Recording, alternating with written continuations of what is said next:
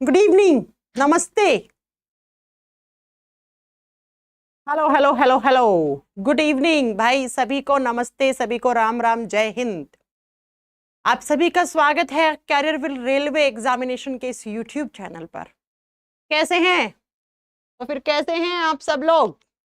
मैं उम्मीद तो यही करती हूँ कि तुम सब लोग अच्छे होंगे और बहुत अच्छे से पढ़ाई भी कर रहे होंगे। क्यों नहीं कर रहे? जब इतने अच्छे अच्छे टीचर्स को तुम्हें फ्री ऑफ कॉस्ट यूट्यूब से पढ़ने को मिल रहा है, अगर अब भी नहीं पढ़ पा रहे हो तो फिर भाई कब होगी पढ़ाई? क्यों नहीं हो रही पढ़ाई तुम लोगों की?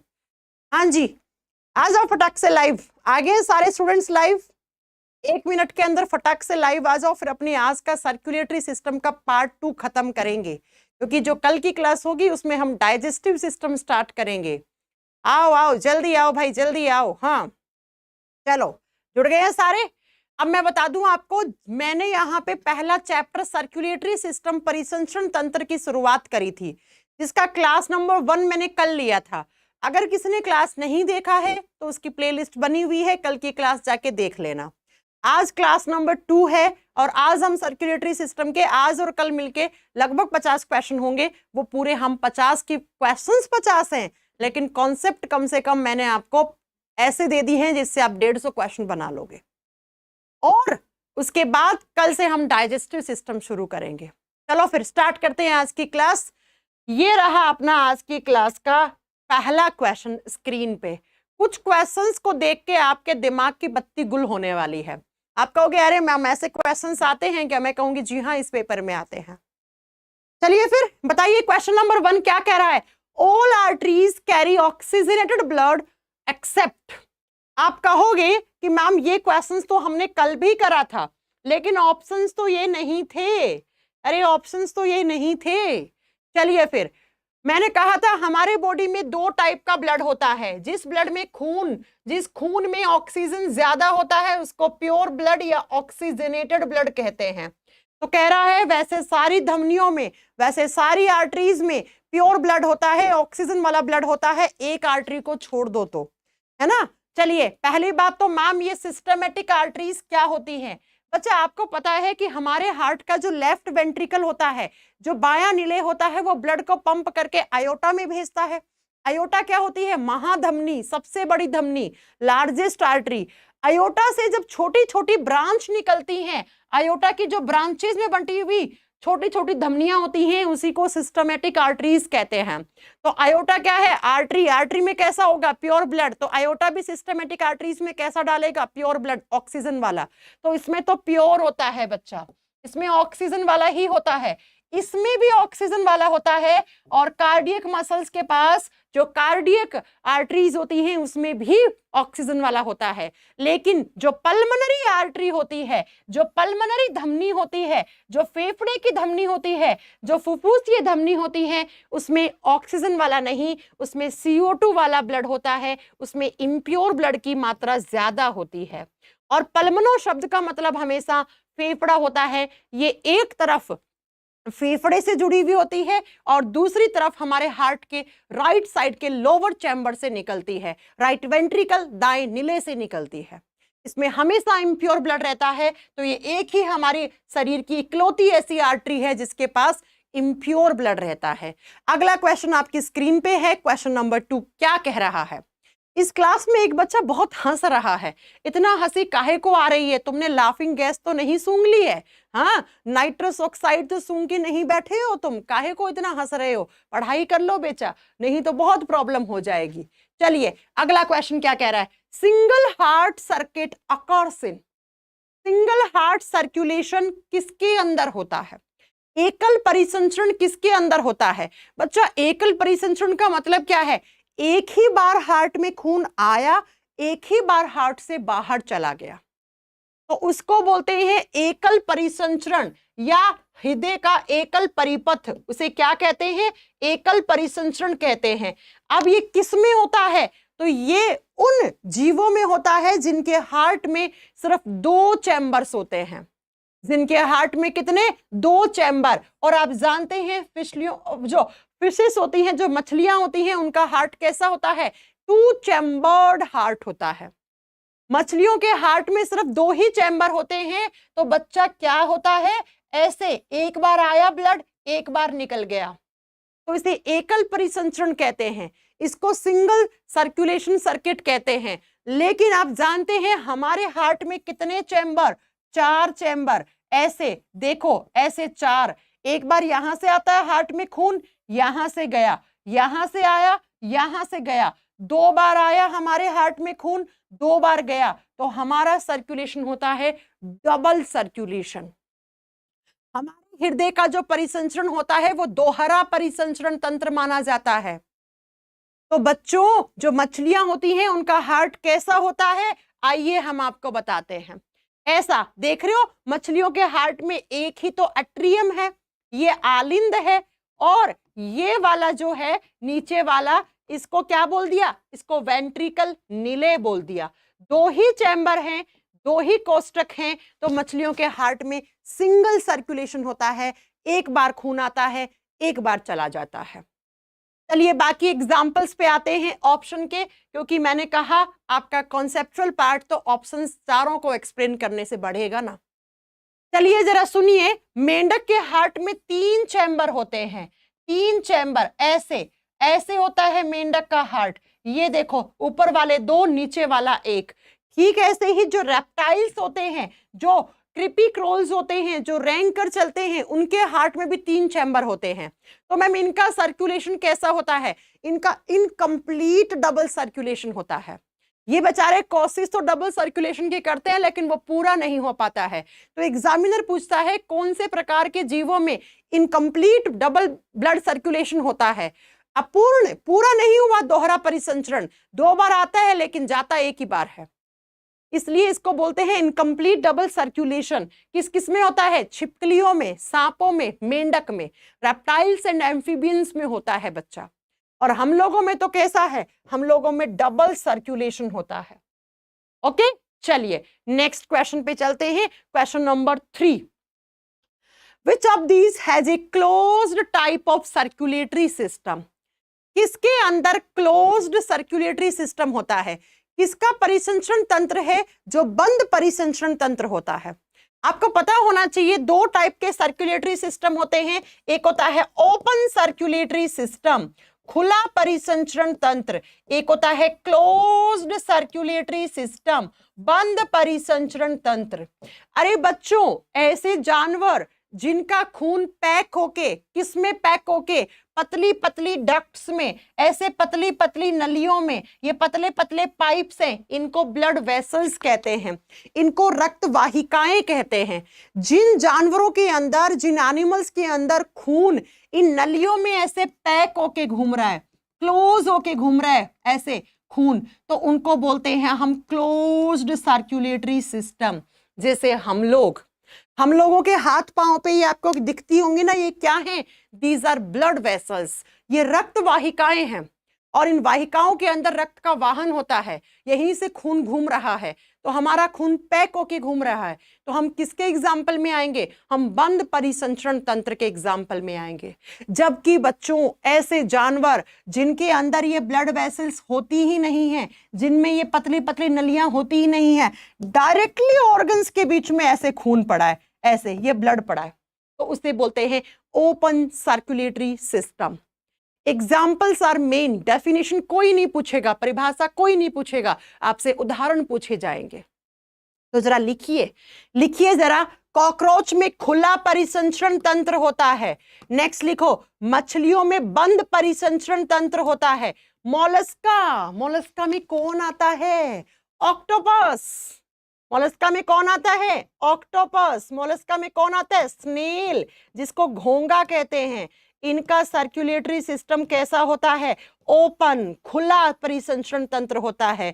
बिच्छू, जिसको स्कॉर्पियन कहते हैं, स्पाइडर्स, जिसको मकड़ी कहते हैं, इनमें भी ओपन सर्कुलेटरी सिस्टम होता है, इनमें भी खुला परिसंचरण तंत्र होता है। मोलस्का में जो आप एग्जाम्पल कैसे याद रखोगे? जरा लिखिए, कॉकरोच, और नेक्स्ट लिखना मकड़ी, बिच्छू, ऑक्टोपस, घोंगा, इन सब के अंदर खुला परिसंचरण तंत्र होता है। जबकि मछलियों में मेंढक में गाय, भैंस, घोड़ा, बकरी, कबूतर, चिड़िया, तोता, मैना, हम सब के एग्जाम्पल दे तो हम सब में क्लोज्ड सर्कुलेटरी सिस्टम होता है, हम सब में बंद परिसंचरण तंत्र होता है। दे दोगे एग्जाम्पल्स? हाँ जी मैम। अब सभी लोग मुझे कमेंट करके ये बताओ, कॉकरोच के हार्ट में कितने चैम्बर होते हैं? कॉकरोच को हिंदी में तिलचट्टा भी कहा जाता है। कॉकरोच से एग्जामिनेशन में बहुत सारे क्वेश्चंस फेमस हैं। हाँ जी, कुछ कुछ बताए जाए कॉकरोच से कौन कौन से क्वेश्चंस हैं जो एग्जाम में आते हैं। सभी लोग वीडियो को लाइक करते चलेंगे, क्योंकि भाई इतनी शानदार सीरीज आप लोगों के लिए चल रही है तो आपको वीडियो को लाइक तो करना ही पड़ेगा। सुनिए जरा, कॉकरोच के हार्ट में कितने चैम्बर होते हैं? 13 चैम्बर्स, 13 कोष्ठक होते हैं। कॉकरोच का जो सर्कुलेटरी सिस्टम है वो कैसा? ओपन सर्कुलेटरी सिस्टम, खुला परिसंचरण तंत्र। कॉकरोच का जो खून होता है वो व्हाइट कलर का, सफेद कलर का। किस पिगमेंट की वजह से? हीमोलिम्फ पिगमेंट की वजह से। और कॉकरोच किस किंगडम में आता है? एनिमल किंगडम के किस फाइलम में आता है? जंतु जगत के किस संघ में आता है? आर्थ्रोपोडा में आता है, आर्थ्रोपोडा में आता है। इतने तो लिख लो। कॉकरोच का रेस्पिरेटरी ऑर्गन क्या होता है? ट्रैकियोल, ट्रैकिया से ही सांस लेता है। ट्रैकिया क्या होती है? विंड पाइप, वायु नलिका। ये सारे कॉकरोच से फेमस क्वेश्चंस हैं जो एग्जाम में देखने को मिलते हैं। कॉकरोच जो लड़कियों का दोस्त है ना, लड़कियां कॉकरोच को देखते ही कैसे नाचना शुरू कर देती हैं। कॉकरोच के सारे क्वेश्चंस नोट डाउन करो। कर लिए? चले अगले पेज पे। चलो, स्क्रीनशॉट ले लिया होगा, यूट्यूब पे तो बच्चा स्क्रीनशॉट ले लिया जाता है। चलो नेक्स्ट क्वेश्चन। चलिए अगले क्वेश्चन पे आप जवाब दीजिए। क्या कह रहा है? Coagulation of lymph. अगर लिम्फ के अंदर खून का जमाव होता है, खून का कोगुलेशन थक्का जमेगा, तो वो ज्यादा जल्दी जमेगा या कम जल्दी जमेगा, या जो नॉर्मल ब्लड क्लॉट होता है, खून क्लॉट करता है, उसके बराबर जमेगा? सबसे पहले आपको पता होना चाहिए ब्लड और लिम्फ में डिफरेंस क्या होता है। ब्लड को बोलते हैं खून, क्या हो रहा है ये? हाँ, ब्लड जिसको खून या रक्त कहते हैं, लिम्फ जिसको हिंदी में हम लसीका कहते हैं। बच्चों सुनो, खून के अंदर आरबीसी भी होती हैं, मतलब लाल रक्त कणिकाएं भी होती हैं, सफेद रक्त कणिकाएं भी होती हैं, और प्लेटलेट्स भी होती हैं। खून के अंदर प्लाज्मा भी होता है, प्लाज्मा भी होता है, ठीक है। लिम्फ के अंदर आरबीसी नहीं होती, प्लेटलेट्स नहीं होती, सिर्फ लिम्फ में व्हाइट ब्लड सेल्स होती हैं, सफेद रक्त कोशिकाएं होती हैं। खून जो होता है वो लाल रंग का है क्योंकि उसके पास आरबीसी है। ऐसे ही लिम्फ भी सर्कुलेटरी सिस्टम का ही हिस्सा है, परिसंचरण तंत्र का ही हिस्सा है। लेकिन लिम्फ के अंदर क्या नहीं होता? लिम्फ के अंदर आरबीसी नहीं होती, प्लेटलेट्स नहीं होती। लिम्फ लाइट येलोइश कलर का लिक्विड होता है और वो भी सर्कुलेशन में हेल्प करता है, वो भी न्यूट्रिएंट के ट्रांसपोर्टेशन में हेल्प करता है, लेकिन उसके पास आरबीसी प्लेटलेट्स नहीं होती। अब जानते हैं प्लेटलेट्स जो होती हैं वो रक्त का थक्का जमाने में सहायक होती हैं। जब प्लेटलेट्स है ही नहीं इसके पास, प्लेटलेट्स की कमी है, ना के बराबर प्लेटलेट्स हैं, तो क्या ये रक्त का थक्का जल्दी जमा सकती है ब्लड के मुकाबले में? नहीं मैम। खून में प्लेटलेट्स है, खून में प्लाज्मा है, प्लाज्मा वाले प्रोटीन्स होते हैं जो रक्त का थक्का जमाते हैं। तो खून में ब्लड का कोगुलेशन जल्दी होता है, जबकि लिम्फ में जो ब्लड का कोगुलेशन होता है वो स्लोअर देन ब्लड होगा, रक्त से धीमा होगा, बिकॉज लैक ऑफ प्लेटलेट्स, है ना? समझ गए? जबकि याद रखिएगा लिम्फ भी सर्कुलेटरी सिस्टम का हिस्सा होता है। लिम्फ व्हाइट ब्लड सेल्स होती है लिम्फ में, तो लिम्फ को मैं ये कह सकती हूँ, लिम्फ एक तरीके से इम्यून सेल्स प्रेजेंट होती हैं लिम्फ के अंदर। हाँ, डब्ल्यूबीसी को क्या कहते हैं? इम्यून सेल्स कहते हैं। आइए अगले क्वेश्चन पे चलते हैं। Next question, mitral valve is the another name of. जो मिट्रियल वोल्फ होता है उसका दूसरा नाम, या किसका दूसरा नाम मिट्रियल वोल्फ होता है? हमारे हार्ट में क्या होते हैं? दरवाजे होते हैं। अब दरवाजे का मतलब ये दरवाजा नहीं है, हमारे हार्ट में वॉल्व्स होते हैं। अरे आपने सुना होगा फलाना इंसान को अटैक पड़ गया, उसके हार्ट के छल्ले चेंज हुए हैं। वो छल्ले यही होते हैं, वो वॉल्व्स को ही छल्ले कहते हैं।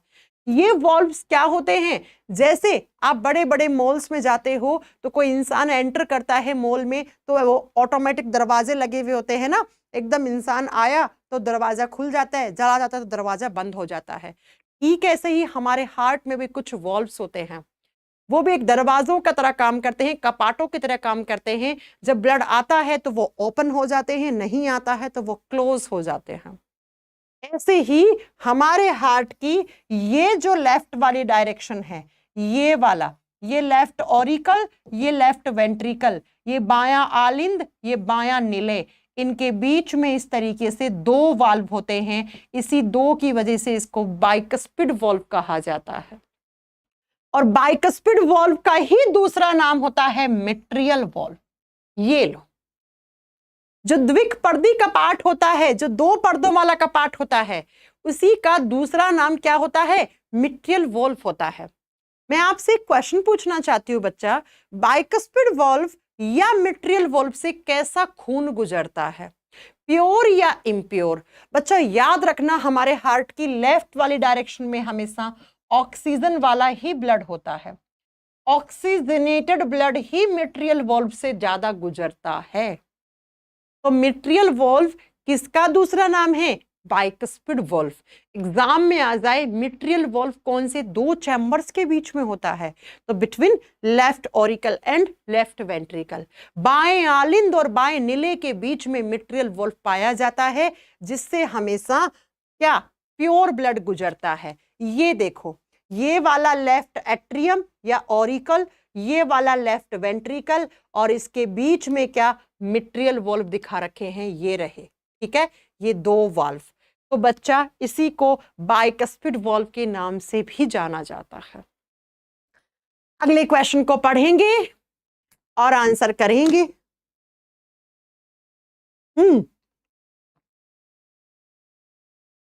नेक्स्ट क्वेश्चन का आंसर करेंगे फटाक फटाक से। अगला क्वेश्चन क्या कह रहा है? जो खरगोश होता है उसकी हार्ट बीट की रेट कितनी होती है नियर बाय?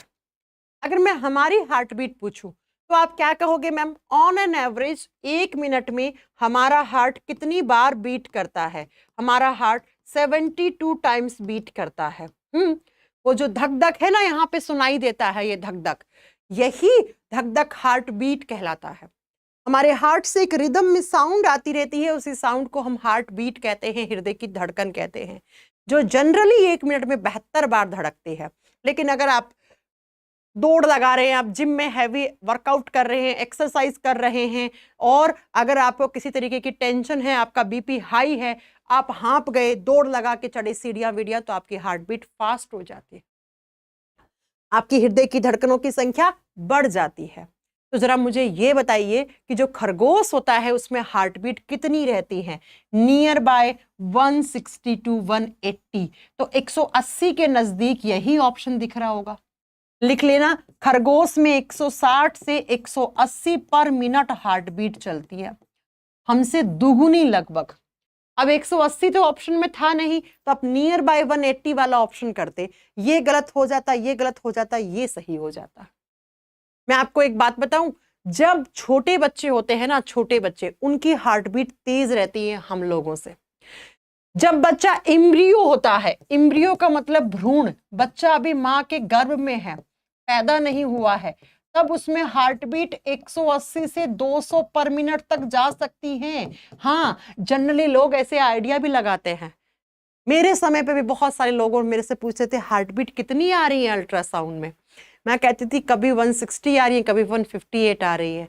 लोगों का ऐसा मानना होता है कि जब आपकी हार्ट बीट 150 से नीचे होती है तो लड़का पैदा होता है, और 150 से ऊपर होती है तो लड़की पैदा होती है, जबकि इसका साइंटिफिक कोई रीजन नहीं है कि ऐसा होता है ना। ठीक है, तो जब बच्चा इम्ब्रियो होता है तो कभी भी उसकी हार्ट बीट इस रेंज में आ सकती है। जब बच्चे का जन्म हो गया, इन्फेंट है, तो इन्फेंट्स की हार्ट बीट बहुत ज्यादा रहती हैं। कितनी? तो आप बताओगे बेटा ये 120 पर मिनट तक भी जा सकती है, 100 to 120 पर मिनट तक भी जा सकती है ना। जबकि खरगोश में हमसे 2 गुनी से भी ऊपर हार्ट बीट जाती है। आओ अगले क्वेश्चन पे। अगला क्वेश्चन बहुत ही शानदार क्वेश्चन, जिसने कॉन्सेप्ट पढ़ा होगा उसे समझ में आएगा, जिसने थ्योरी वाला पार्ट अच्छे से पढ़ा होगा उसको अच्छे से समझ में आएगा। चलिए। मैम ऐसा सच में होता है क्या? बच्चा ऐसा कुछ भी नहीं होता है सच में कि अगर हार्ट बीट 150 से कम होती है तो लड़का होता है, 150 से ऊपर होते हैं तो लड़की होती है। लड़का होगा या लड़की होगी ये सिर्फ डिपेंड करता है फादर के क्रोमोसोम्स पे। फादर का एलोसोम कौन सा आया है। अगर फादर का क्रोमोसोम आया है एक्स, फीमेल में तो एक्स होता ही है, तो बच्चा लड़की होती है। अगर फादर का क्रोमोसोम आता है वाई और मदर का तो एक्स होता ही है, तो एक्स वाई जुड़ने से लड़का पैदा होता है। ठीक है, लड़का होगा या लड़की होगी पैदा, उसका 0% भी योगदान किसी भी लड़की का नहीं होता है।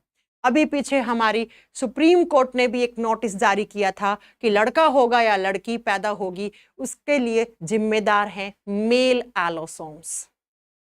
ठीक है, पापा के गुणसूत्र, मम्मी पे डिपेंड नहीं करता है। आओ जरा अगला question. Heartbeat is controlled by which cranial nerve. हमारे बॉडी में नसों का जाल होता है, जंजाल होता है। टोटल कितनी नर्व्स होती हैं, कितनी तंत्रिकाएं होती हैं? सुन लो जरा, हमारे बॉडी में टोटल कितनी तंत्रिकाएं होती हैं? 43 पेयर्स, जोड़ियों में होती हैं बच्चा, 43 पेयर्स। अब इसमें से कुछ नर्व्स ऐसी होती हैं जो ब्रेन से निकलती हैं और जो ब्रेन तक मैसेज वापस पहुंचाती हैं, उनको क्रैनियल नर्व्स कहते हैं, उनको कपालीय तंत्रिकाएं कहते हैं। और कुछ ऐसी होती हैं जो मैसेज स्पाइनल कॉर्ड तक लेके जाती हैं और स्पाइनल कॉर्ड से वापस भी लाती हैं, उनको मेरुरज्जु की कंकालिकाएं कहा जाता है। क्रैनियल नर्व्स कितनी होती हैं? 12 जोड़ी, 12 पेयर्स। और स्पाइनल कॉर्ड से, मेरुरज्जु से निकलने वाली नर्व्स होती हैं 31 जोड़ी, टोटल 43 पेयर्स हो गए होंगे। ये जो ब्रेन से आती हैं, जो मस्तिष्क से, जो 10वें नंबर की, जो 10th वेगस नाम की, नाम याद मत करो चाहे आप, मुझे तो याद है आप मत करो, जो 10th नाम की, तो 10th नंबर पे जो नर्व होती है, जो तंत्रिका होती है, वो हमारी हार्ट बीट को कंट्रोल करती है। हार्ट बीट, हृदय की धड़कन। क्या लिखोगे? टोटल हमारे बॉडी में 43 जोड़ी तंत्रिकाएं पाई जाती हैं। ऐसी तंत्रिकाएं जो ब्रेन से निकलती हैं उनको क्रैनियल नर्व, उनको कपालीय तंत्रिकाएं कहते हैं। और ऐसी नर्व्स जो स्पाइनल कॉर्ड से निकलती हैं उनको स्पाइनल नर्व्स कहते हैं, उनको हम मेरुरज्जु तंत्रिकाएं कहते हैं। तो जो हमारे ब्रेन से 10वें नंबर पे निकलती है वो तंत्रिका क्या करती है? हार्ट बीट को कंट्रोल करती है, हार्ट बीट रेगुलेट करती है। तो B option is the right answer here. ठीक है, गुड इवनिंग मैम, इतना लेट क्यों आए हो? हाँ जी, पंकज कुमार प्रजापति कहाँ थे आप, इतना लेट क्यों आए हो? चलिए, हो रही है ना ज्ञान की प्राप्ति। सर्कुलेटरी सिस्टम के बाद डाइजेस्टिव सिस्टम उठाएंगे बच्चा। चलो वीडियो को लाइक कर दीजिए भाई, जिसने वीडियो को लाइक नहीं किया है। टेक्निकल टीम, ये जो फालतू के बच्चे हैं उनको जरा ब्लॉक कर दीजिए, क्योंकि सिर्फ पढ़ने वाले बच्चे चाहिए हमें इस सीरीज में। सिर्फ पढ़ने वाले बच्चे ही 2 लाख होने वाले हैं यहाँ पर, बिना पढ़ने वालों की यहाँ पे कोई जगह नहीं है। आइए चलो next question. Which organ receive only oxygenated blood. कौन सा एक अंग है जिसके पास सिर्फ ऑक्सीजन वाला ब्लड, बोले तो प्योर ब्लड रिसीव करता है? अरे भाई ऐसा कौन सा ऑर्गन है जो इम्प्योर ब्लड में, जो प्यूरिफिकेशन में कोई रोल अदा नहीं करता, जिसे मतलब ही नहीं है कैसे आपके खून में ऑक्सीजन आ रहा है, कैसे CO2 जा रहा है, उसे नहीं मतलब है, उसे तो सिर्फ प्योर ब्लड से मतलब है। वो ऑर्गन होता है आपका स्प्लीन, वो होता है प्लीहा, जिसको आम भाषा में तिल्ली कहा जाता है। जब आप ब्लड वाला या हार्ट वाला चैप्टर पढ़ते हैं तो वहां पे स्प्लीन के बारे में बार बार जिक्र करते हैं, क्योंकि इससे बहुत सारे अच्छे अच्छे क्वेश्चंस बनते हैं, इसलिए बार बार जिक्र करते हैं। स्प्लीन जो ऑर्गन है उसका खून के प्यूरिफिकेशन में, खून के गैसेस एक्सचेंज में कोई योगदान नहीं है, इसलिए स्प्लीन सिर्फ कहता है मुझे भाई जो खून चाहिए उसमें ऑक्सीजन होनी चाहिए। कैसे ही लाओ, है ना। तो स्प्लीन इकलौता ऐसा ऑर्गन है हमारे बॉडी का जिसके पास हमेशा प्योर ब्लड मिलेगा। अदरवाइज जितने भी सारे ऑर्गन्स होते हैं उन सबके पास प्योर एंड इम्प्योर दोनों टाइप का खून होता है। ठीक है मैम, ये स्प्लीन कहाँ होता है जरा बात कर लेते हैं। ये दिख रही है आपकी छाती पे, चेस्ट में क्या होते हैं, पसलियों का पिंजरा होता है, रिब्स केज होता है। पसलियों के पिंजरे में कितनी पसलियां होती हैं, 12 जोड़ी पसलियां। 12 जोड़ी का मतलब टोटल 24 पसलियां होती हैं। तो ये जो लेफ्ट साइड में, बायोलॉजी में ये वाला साइड लेफ्ट होता है, ये राइट होता है। इसमें ये जो नीचे की तरफ पसलियों के नीचे आपको दिख रहा है ना, ये इसी को आप स्प्लीन कहते हो। ये रहा स्प्लीन, और इसके पास सिर्फ और सिर्फ क्या होता है, प्योर ब्लड होता है। ऑक्सीजन वाला ब्लड रिसीव करता है। ये कहता है मुझे इम्प्योर का मतलब नहीं, मुझे प्योर चाहिए। कैसे ही दो, ऑक्सीजन वाला खून दो, मुझे नहीं मतलब। ठीक है, चलो अगला question. Blood vessel which brings oxygenated blood to left auricle. हमारे हृदय के बाईनी दिशा में हमेशा प्योर ब्लड होता है, हमेशा ऑक्सीजन वाला खून होता है। तो जरा बताइए ऑक्सीजन वाला खून कहाँ से आता है। अरे जो फेफड़े होते हैं वो दिन रात एक ही काम करते हैं। क्या फेफड़ों का काम होता है, खून में ऑक्सीजन को डिसॉल्व करवाना, ऑक्सीजन को घोलना, CO2 बाहर करना। और जैसे ही फेफड़ों के पास बहुत सारा ऑक्सीजन वाला खून हो जाता है तो फेफड़ा उसे वापस हार्ट के पास भेजता है ताकि हार्ट उसे पंप करके आयोटा और आयोटा से सारी आर्टरीज के थ्रू हमारे बॉडी में ऑक्सीजन की पूर्ति को पूरा किया जाए। तो वो कौन सी वेन होती है जिसमें हमेशा प्योर ब्लड रहता है। हमारे फेफड़े से जो वेन निकलती है जिसको पल्मोनरी वेन कहते हैं, इसमें हमेशा प्योर ब्लड रहता है। जी हाँ, बिल्कुल सही सुन रहे हैं हम। इकलौती हमारे शरीर में ऐसी वेन है, ऐसी सिरा है जिसके पास प्योर ब्लड रहता है। इसको छोड़कर कहीं पर भी आप वेन शब्द पढ़ोगे तो उसका मतलब होता है डीऑक्सीजनेटेड ब्लड को कैरी करने वाली। जैसे ये आपके हाथ पे दिख रही है ना, ये सारी वेन्स होती हैं। ये सारी क्या होती हैं, वेन्स होती हैं। बच्चा, आपकी जनरल इंफॉर्मेशन के लिए एक चीज बता दूं, जब भी डॉक्टर्स, नर्सेस, कंपाउंडर्स आपको इंजेक्शंस लगाते हैं वो हमेशा वेन्स में लगता है। कोई मुझे बता सकता है ऐसा क्यों होता है? हाँ, जब भी कभी आपको इंजेक्शन लगा होगा हमेशा इंजेक्शंस वेन में लगते हैं। ऐसा क्यों, आप लोग मुझे कमेंट करके बताएंगे। मैं नेक्स्ट क्वेश्चन पे चलती हूँ। अच्छा, पिछले क्वेश्चन में मुझे एक चीज और कॉन्सेप्ट बताना है। पल्मोनरी वेन हमारे हार्ट के किस चैम्बर से कनेक्ट होती है? ये हमारा हार्ट का ये ऊपर वाला जो चैम्बर होता है इसको लेफ्ट ओरिकल बोलते हैं, इसको बायां आलिंद बोलते हैं। और इसी में आके ऐसे लंग से प्योर ब्लड को लेके आती है। ये आपका मान लो फेफड़े हैं, यहां से फेफड़ों से खून लेके आ रही है, किस चैम्बर में लाके छोड़ दे रही है? लेफ्ट ओरिकल, बाएं आलिंद में लाके छोड़ती है।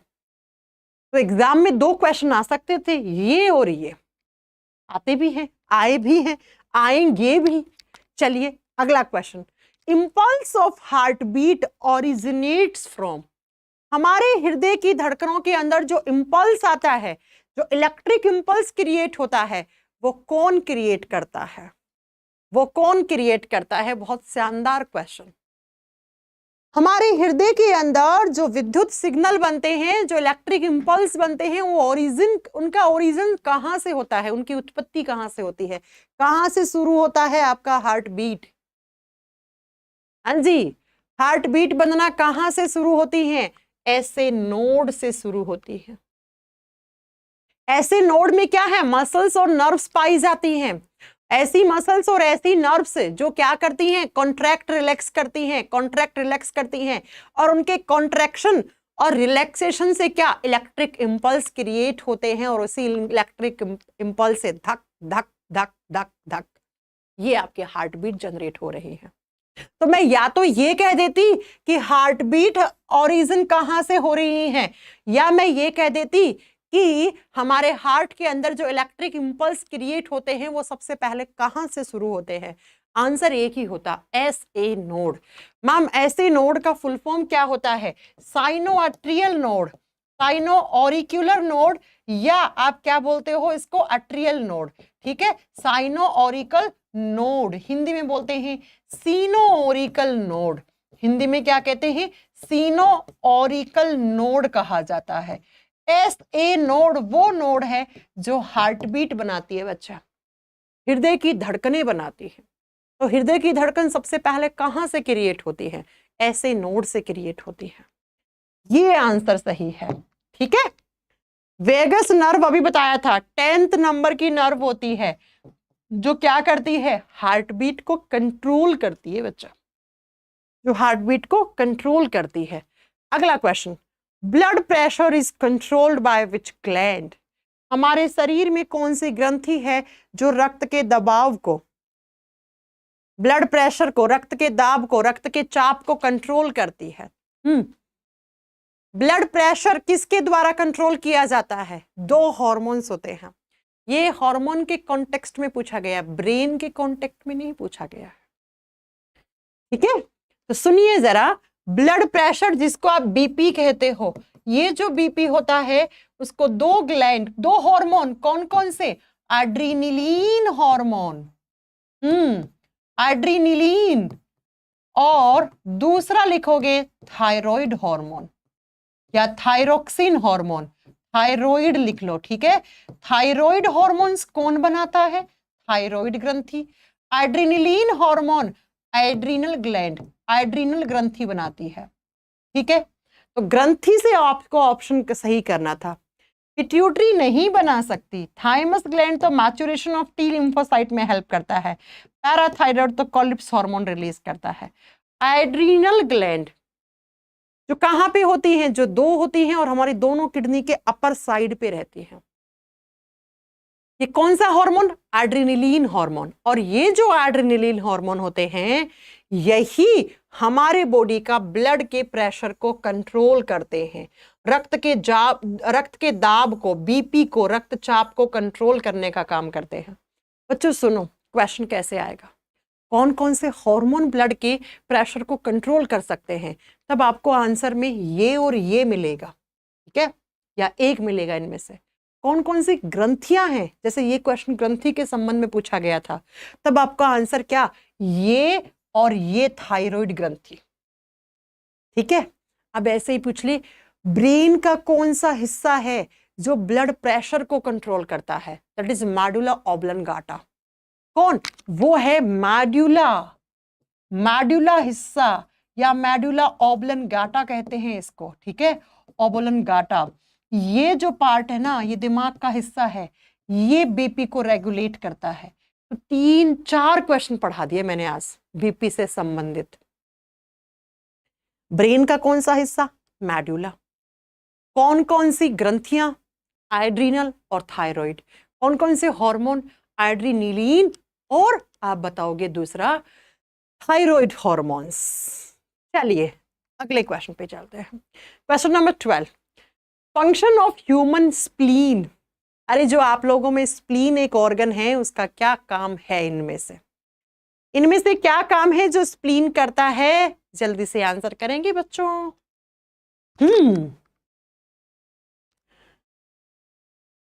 चलिए मैम, पटना में सेमिनार के लिए जाने के लिए क्या करेंगे? कुछ नहीं करेंगे, गूगल फॉर्म दिया हुआ वो भरिए।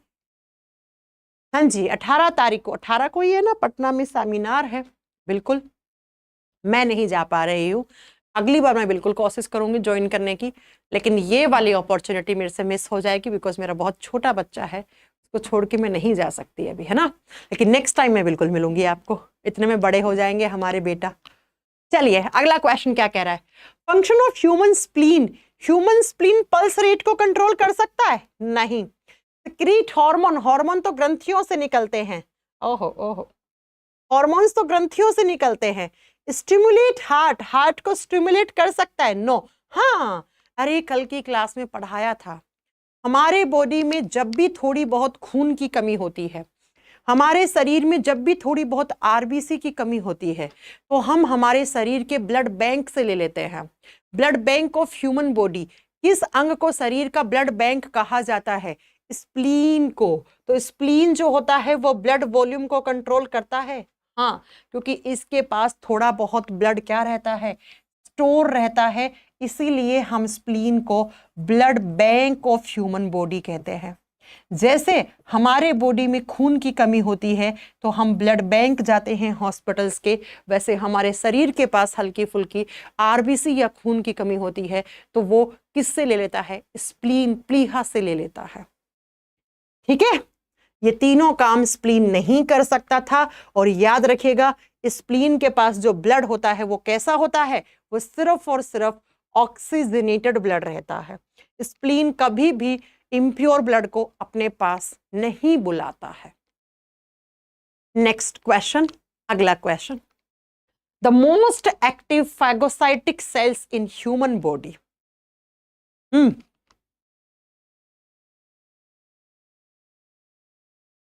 मैम आपके प्रैक्टिस सेट देखने से काम बन जाएगा क्या? मैंने राकेश यादव, अरे भैया राकेश यादव सर के साथ आगे सर तो लगा दीजिए आप, है ये तो आप रेस्पेक्ट दे रहे हैं एक टीचर को।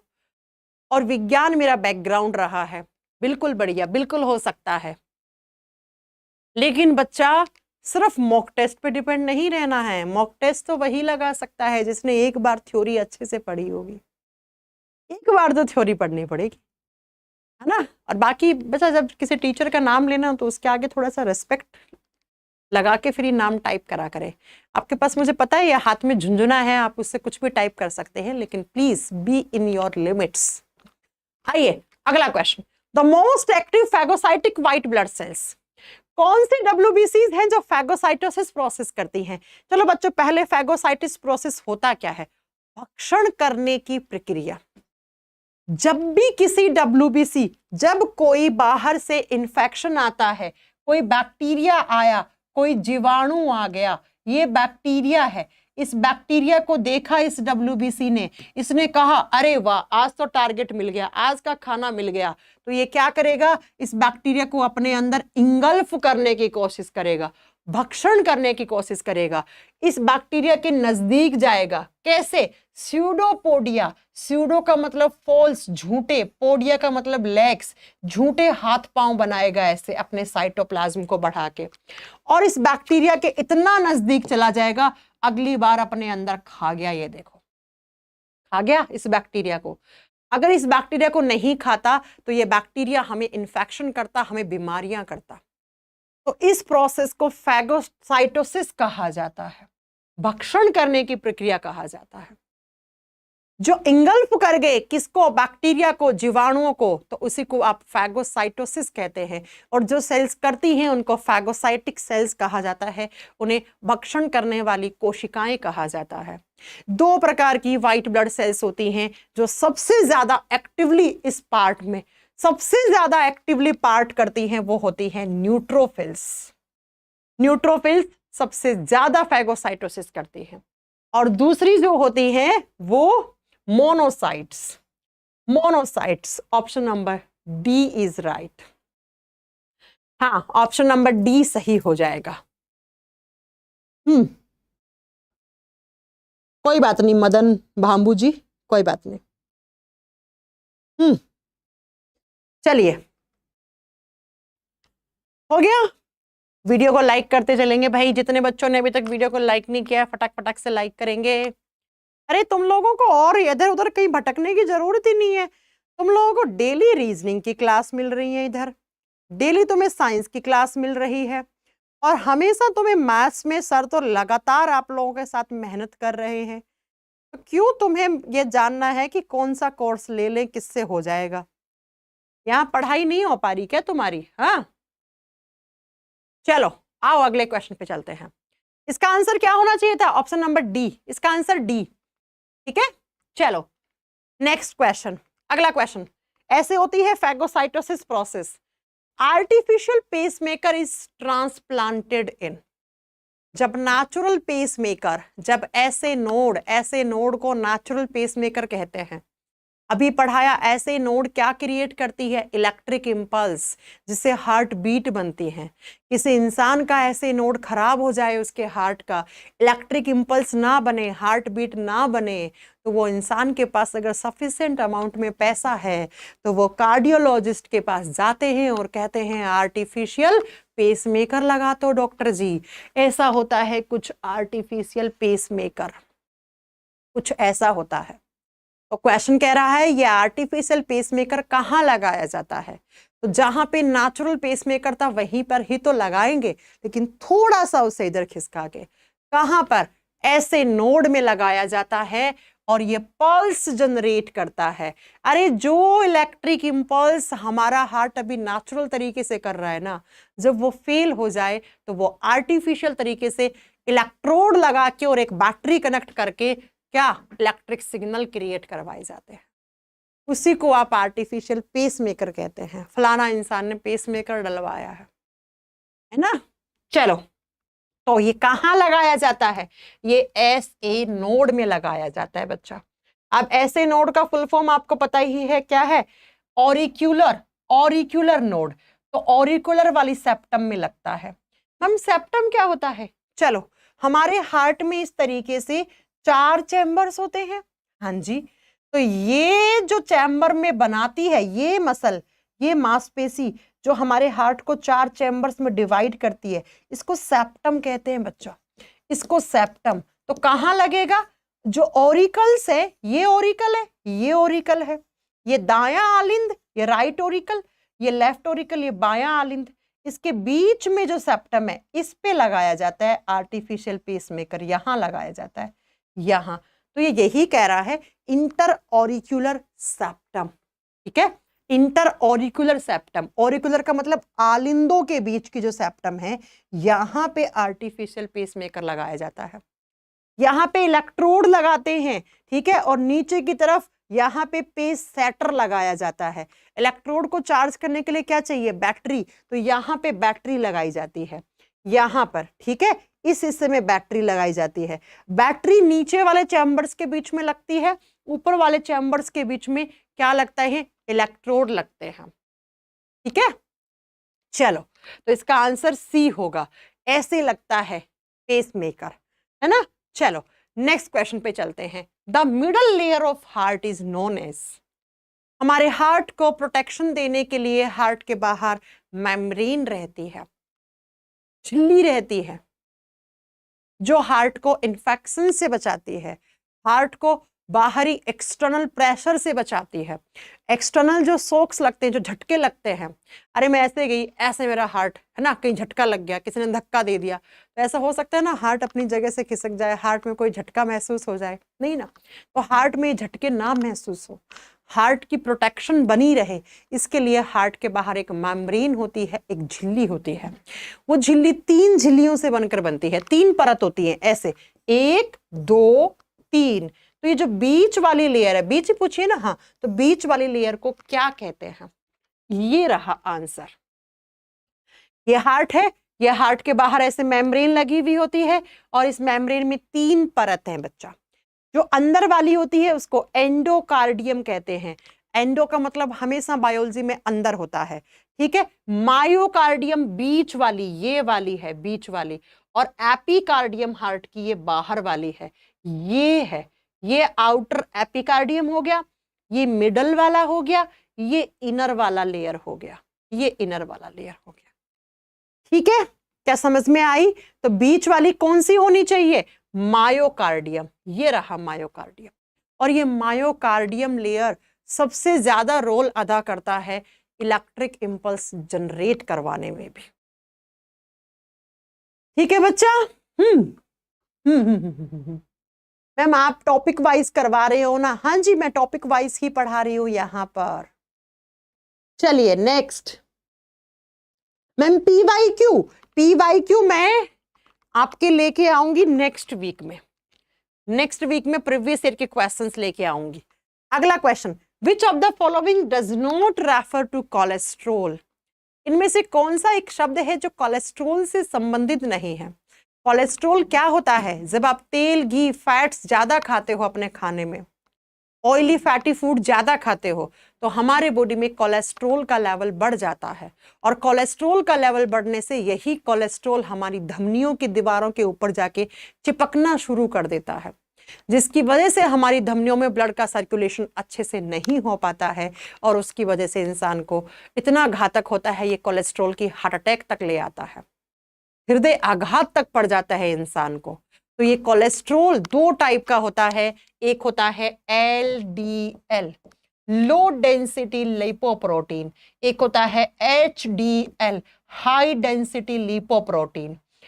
और कैंड प्रोटीन केट आजकल आपने देखा होगा ना, जो लोग जिम वगैरह में होते हैं आर्टिफिशियल प्रोटीन खाते हैं, है ना, और वो भी एक सोर्स होता है कोलेस्ट्रॉल का। तो कोलेस्ट्रॉल से संबंधित ये भी है, ये भी है, ये भी है। रीसस फैक्टर, RH फैक्टर तो कहां पे पढ़ते हो आप? ब्लड ग्रुप में पढ़ते हो।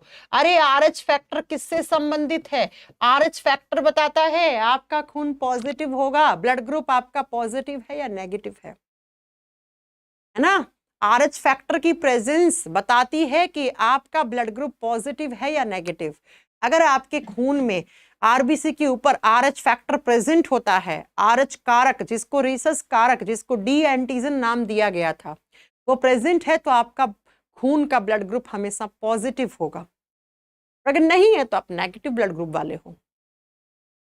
अब बच्चों, जब मैं कोलेस्ट्रॉल की बात करती हूं तो कोलेस्ट्रॉल दो टाइप का होता है। HDL is considered as a good cholesterol. HDL को अच्छा कोलेस्ट्रॉल मानते हैं, इसकी जरूरत है हमारे शरीर को। And LDL is bad cholesterol, खराब कोलेस्ट्रॉल है। खराब कोलेस्ट्रॉल वही जो हमारी धमनियों के अंदर जाके जम जाए। ये देखो, ये जमा पड़ा है ना, ये प्लांक सा, ये पीले रंग का, यही कोलेस्ट्रॉल है, यही कोलेस्ट्रॉल है। एक बात बताओ, देखो एक ये आर्टरी थी, इसमें कितना सारा खून जा रहा, एक ये आर्टरी है, इसमें ऐसे ऐसे कोलेस्ट्रॉल जम गया, खून कम जा रहा है। खून कम जाएगा, बॉडी में टिश्यूज के बीच में ऑक्सीजन का फ्लो कम हो जाएगा, ऑक्सीजन की मात्रा कम होती जाएगी, तो ऐसे लोगों को धीरे धीरे धीरे क्या, हार्ट अटैक पड़ना शुरू हो जाता है। इसमें आर्टरी संकरी हो जाती है, संकरी हो जाती है, नैरो होने लग जाती है। तो एग्जाम में आता है कौन से कोलेस्ट्रॉल को अच्छा कोलेस्ट्रॉल मानते हैं? HDL। कौन सा कोलेस्ट्रॉल बैड कोलेस्ट्रॉल होता है? LDL। क्यों होता है? उसके ऊपर आप एक सर्च करना, कोलेस्ट्रॉल वीडियो बाय काजल मैम। मेरा नाम काजल है ना, मैम तो लगाओगी कि काजल से सर्च कर लोगे, कर लो, उससे भी आ जाएगा। उस पर मैंने पूरा बता रखा है व्हाट इज कोलेस्ट्रॉल, क्यों HDL को हम अच्छा कोलेस्ट्रॉल कहते हैं, LDL को खराब कहते हैं, कैसे कोलेस्ट्रॉल बढ़ जाता है और कैसे कोलेस्ट्रॉल जो है वो बढ़ने से हार्ट अटैक आ जाता है। दोनों कोलेस्ट्रॉल को जोड़कर आपके कोलेस्ट्रॉल का लेवल हमेशा 200 से कम आना चाहिए। अगर कोलेस्ट्रॉल 200 से ऊपर आ रहा है तो बच्चा आपको heart attack, heart diseases, blood circulation diseases होने के चांसेस धीरे धीरे बढ़ रहे हैं। धीरे धीरे क्या हो रहे हैं? बढ़ रहे हैं। तो अपने कोलेस्ट्रॉल की मात्रा को 200 से कम ही रखने की कृपा करें। मैम कोलेस्ट्रॉल कैसे चेक होता है? कोलेस्ट्रॉल खून में ही होता है, ब्लड का ही सैंपल लिया जाता है कोलेस्ट्रॉल की मात्रा चेक करने के लिए। कैसे लग रही है आप लोगों को ये क्लास? ये बताना जरा मुझे कमेंट करके, तुम लोगों को ये क्लास लग कैसे रही है? आखिर मजा आ रहा है तुम लोगों को पढ़ने में? अरे मजा आ रहा है का मतलब वो वाला नहीं कि हाँ हाँ हाँ हाँ ठीक ही कर ली, दो लोग आपस में बात कर लिए। मजे आने का मतलब है आपको समझ में आ रहा है। मजे आने का मतलब है कि आप एग्जाम में जब एक क्वेश्चन आएंगे तो आप ऐसे छोटा सा मुंह करके नहीं बैठेंगे, ये तो पढ़ाई नहीं, ये तो बहुत डीप में क्वेश्चन आ गया है ना। बहुत सारे बच्चों की आदत होती है रोने की, हर चीज में रोना होता है उन्हें। बढ़िया, मजा आ रहा है ना? ज्ञान की प्राप्ति हो रही होगी ना? Nice ma'am, very good. हाँ, एक बार कमेंट टाइप कर दो सारे लोग। आप बढ़िया, चलने दे ऐसी सीरीज को। मैथ्स आप पढ़ रहे हो, रीजनिंग आप पढ़ रहे हो, साइंस आप पढ़ रहे हो, देखना तुम लोग ये इन्हीं क्लासेस से टॉपर निकलने वाले हैं। इन्हीं क्लासेस से मिलेंगे तुम्हें बहुत सारे सेलेक्टेड स्टूडेंट्स। नाइस मैम, बहुत बढ़िया। यस मैम जी, बहुत बढ़िया, बहुत बढ़िया, बहुत बढ़िया। चलो भाई, बहुत दिल गदगद हो गया है ना। अब कहोगे मैम कल की क्लास में खुद ही पढ़ा रही थी, दिल होता ही नहीं। हाँ, दिल होता ही नहीं, कल ही तो पढ़ा रही थी तुम। चलिए फिर बताइए, नेक्स्ट क्वेश्चन का आंसर करेंगे सारे लोग। फिर आज हम लास्ट में क्लास में बच्चों से, आप लोगों से ये भी पूछेंगे आप कहाँ कहाँ के रहने वाले हैं। मुझे भी तो पता लगे तुम लोग कहाँ कहाँ से पढ़ रहे हो। चलो विच of the following plasma protein is involve in blood coagulation? Plasma के अंदर कुछ प्रोटीन्स होती हैं, उनमें से कौन से प्रोटीन है जो रक्त का थक्का जमाने में सहायक प्रोटीन होता है? रक्त का थक्का जमाने में जो सहायक प्रोटीन होता है वो फाइब्रिनोजन होता है, और यही फाइब्रिनोजन जो होता है वो प्लाज्मा में होता है बच्चा। इसको प्लाज्मा प्रोटीन के नाम से भी जानते हैं। ऐसे ही हमारे प्लाज्मा में एल्ब्यूमिन प्रोटीन भी होता है, ये ऑस्मो रेगुलेशन का काम करता है हमारे बॉडी में, आयन बैलेंसिंग का काम करता है। ऐसे ही हमारे प्लाज्मा में ग्लोब्यूलिन प्रोटीन भी होता है, ये एंटीबॉडीज बनाने का काम करता है। अरे आप लोगों को याद है जब कोविड-19 कोरोना वायरस बहुत ज्यादा पीक पे चल रहा था तो लोग कह रहे थे नीड ए प्लाज्मा डोनर, हमें प्लाज्मा डोनर चाहिए। प्लाज्मा डोनर बनके किसी की जिंदगी बचा रहे थे लोग, और भारत देश का पहला प्लाज्मा बैंक दिल्ली में बनाया गया था, है ना। तो बच्चा क्यों कह रहे थे? क्योंकि प्लाज्मा के अंदर एंटीबॉडीज होती हैं, और वही एंटीबॉडीज कोरोना वायरस से फाइट करने के लिए सफिशिएंट होती हैं। इन्हीं एंटीबॉडीज के चक्कर में लोग कह रहे थे need a plasma donor, need a plasma donor, है ना। चलिए, तो फाइब्रिनोजन प्रोटीन ब्लड का क्लॉट करवाता है, ये भी प्लाज्मा में होता है। और ग्लोब्यूलिन प्रोटीन एंटीबॉडीज बनाने का काम करता है। Albumin protein ion balance, ion की सांद्रता को संतुलित करके रखने का काम करता है। What is serum? कोविड-19 के लिए वैक्सीन बनाया था सीरम इंस्टीट्यूट ऑफ पुणे ने। सीरम क्या होता है? जब आप खून में से आरबीसी हटा देते हो, ध्यान से सुनना, खून में से आरबीसी माइनस कर दिया तो क्या बचा? खून में से जब आरबीसी हटा देते हो प्लाज्मा बचा। जब आप प्लाज्मा में से फाइब्रिनोजन प्रोटीन हटा दो, ये वाला, और आप जानते हो fibrinogen is the main protein for blood clotting, ये तो रक्त का थक्का जमाने वाला मुख्य प्रोटीन है। तो जितना पार्ट बचता है उसी को सीरम कहा जाता है। ये एनडीए के एग्जाम का पिछले साल का क्वेश्चन है, पीवाईक्यू में मिलेगा आपको ये। पीवाईक्यू में मिलेगा आपको एक क्वेश्चन।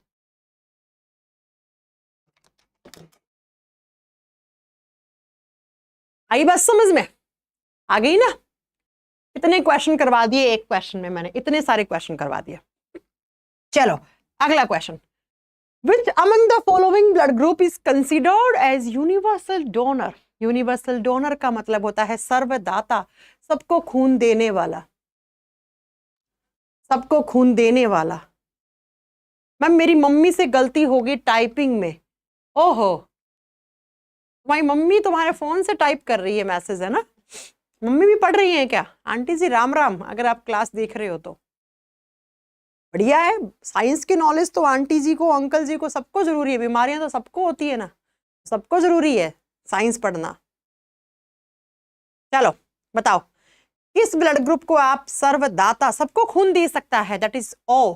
ओ में कौन सा? ओ नेगेटिव, यूनिवर्सल डोनर के तौर पे हम कंसीडर्ड करते हैं। क्यों? क्योंकि ओ वाले में एंटीजन्स नहीं होती हैं, इसलिए हम ओ ब्लड ग्रुप को क्या मानते हैं? Universal donor. क्यों?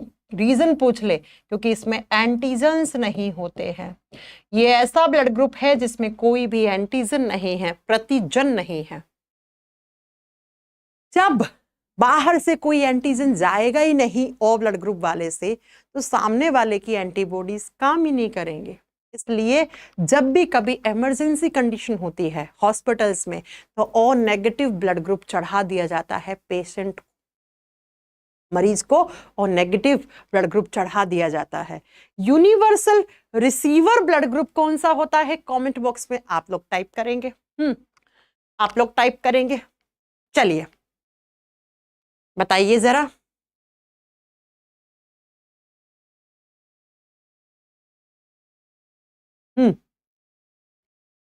चलिए बताइए जरा। A B positive is universal receiver blood group. जी हाँ, बिल्कुल सही बोले हैं आप। नेक्स्ट क्वेश्चन जो है, अगला क्वेश्चन वो कह रहा है कि सर्कुलेटरी सिस्टम के संबंध में कौन सा स्टेटमेंट सही, सही पूछा है ना? हाँ, नॉट ट्रू। अच्छा, गलत पूछा है। Red blood is fluid connective tissue. हाँ, खून जो होता है वो कनेक्टिव टिश्यू होता है, सही है।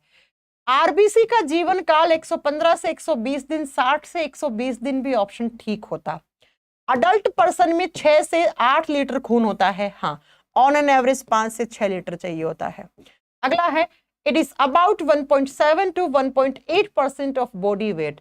क्या हमारा खून हमारे शरीर का 1.7 से 1.8% होता है? No ma'am, no ma'am.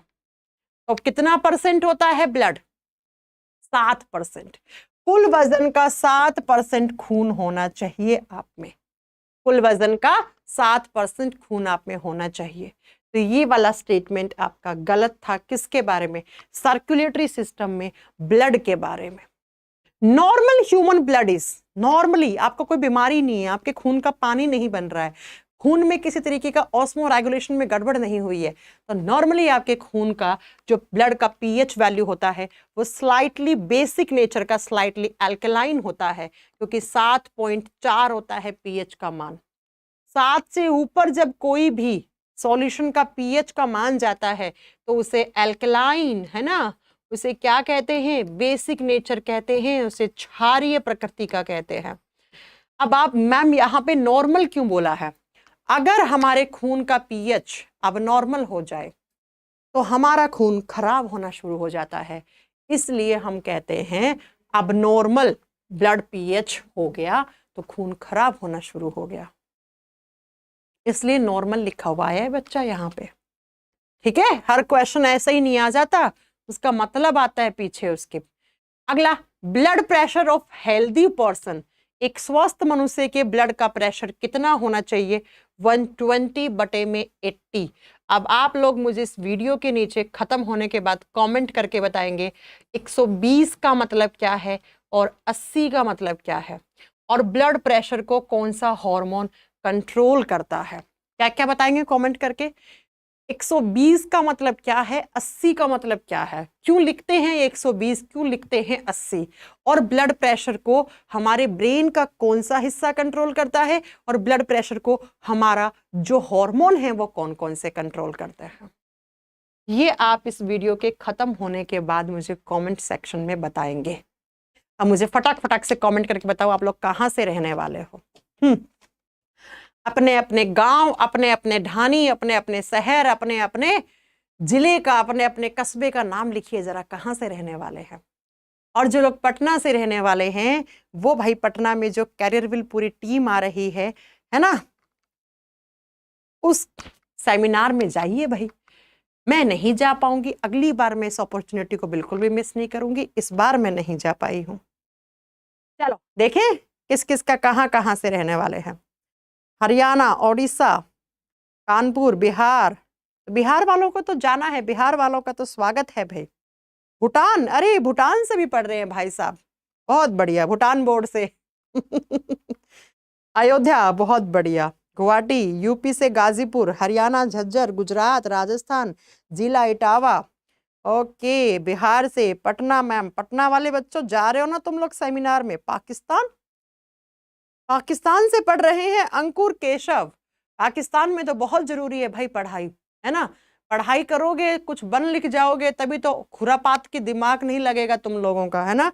पाकिस्तानियों को पढ़ाई करने की बहुत जरूरत है, सख्त जरूरत है। जब वो पढ़ लिख लेंगे, थोड़ी शिक्षा ग्रहण कर लेंगे, तभी तो ऊट पटांग हरकतें नहीं करेंगे वो।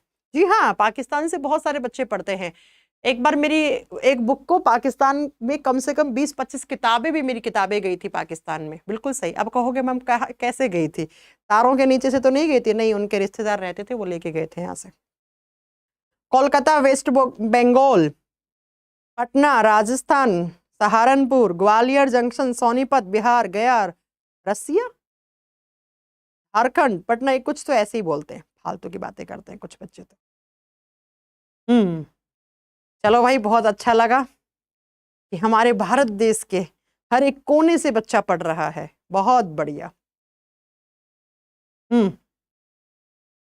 बहुत ही बढ़िया भाई, हर एक जगह से पढ़ रहे हो आप, बहुत अच्छा, अच्छा लगता है देश के हर एक कोने से जब आप पढ़ रहे होते हो। इसीलिए हम लोग जब कहीं बाहर निकलते हैं तो हर एक कहीं एयरपोर्ट जाते हैं तो बच्चे मिल जाते हैं, बस स्टैंड जाते हैं तो बच्चे मिल जाते हैं, रेलवे स्टेशन जाते हैं तो बच्चे मिल जाते हैं। अभी पीछे मैं नैनीताल घूमने गई थी, वहां पे भी स्टूडेंट्स मिल गए थे, अच्छा लगता है ना। चलो फिर कैसी लगी क्लास कमेंट सेक्शन में बताना ना भूलिएगा। और हाँ, वीडियो को लाइक कर दीजिए, चैनल को सब्सक्राइब कर लीजिएगा। और अगर आपको थ्योरी का बैच पढ़ना है तो कैरियरविल की एप्लीकेशन पे साइंस स्पेशल वीओडी नया बैच बना है, उसको ज्वाइन कर सकते हैं। चलिए मिलते हैं आपसे कल की क्लास में। कल हम पढ़ेंगे डाइजेस्टिव सिस्टम। इस क्वेश्चन का आंसर करना ना भूलिएगा और जाते जाते वीडियो को लाइक कर दीजिए, है ना। चलो भाई, चलो चलो चलो, चलिए कल मिलेंगे सेम टाइम सेम जगह। Bye bye, take care, good night, Ram Ram.